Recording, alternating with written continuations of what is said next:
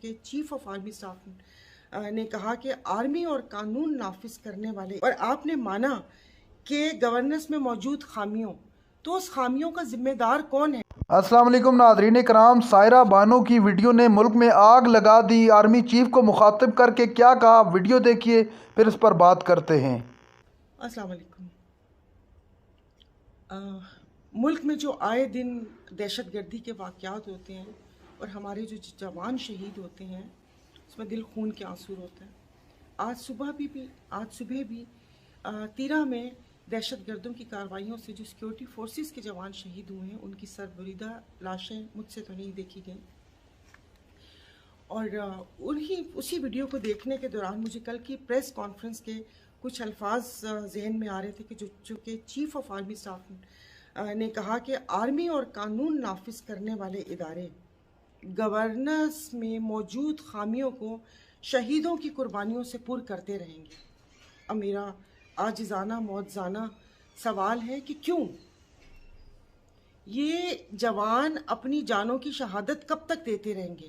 اور آپ نے مانا کہ گورننس میں موجود خامیوں، تو اس خامیوں کا ذمہ دار کون ہے؟ یہ جو ابھی دیکھیں اس خامیوں میں ان 77 سال میں، چلیں ٹھیک ہے، اس میں سیاستدانوں کا ہاتھ بھی ہے اور ہمارے جو ڈکٹیٹرشپ کا دور تھا ان کا ہاتھ بھی ہے۔ یہ خامیاں کون صحیح کرے گا اور غریب عوام کب تک یہ قربانیاں دیتی رہے گی؟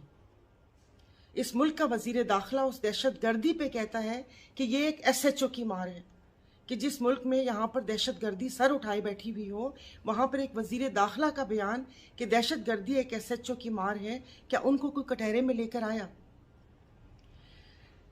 ریلوے پلیٹ فارم پہ جو دھماکہ ہوا اور اس کے بعد کتنے نہتے عوام شہید ہوئی، اور کل جا کر جس طریقے سے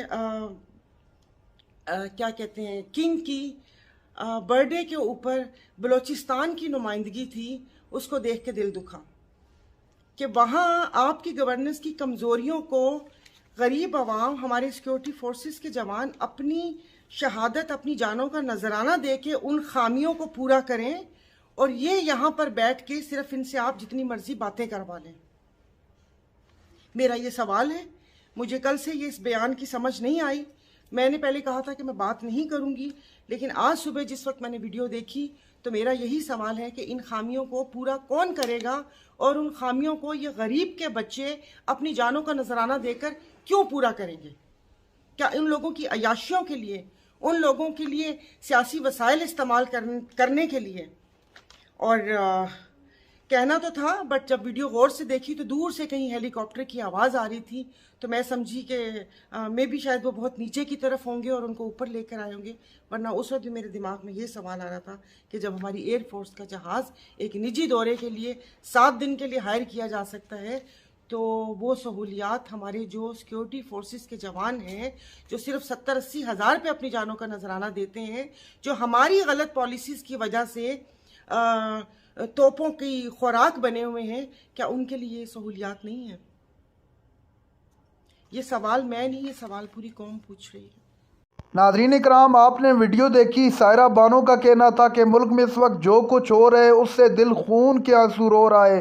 آرمی چیف کو مخاطب کر کے کہا کہ خدا را یہ جو کچھ کر رہے ہیں ان کے خلاف ایکشن لیا جائے تاکہ یہ سب کچھ رک سکے۔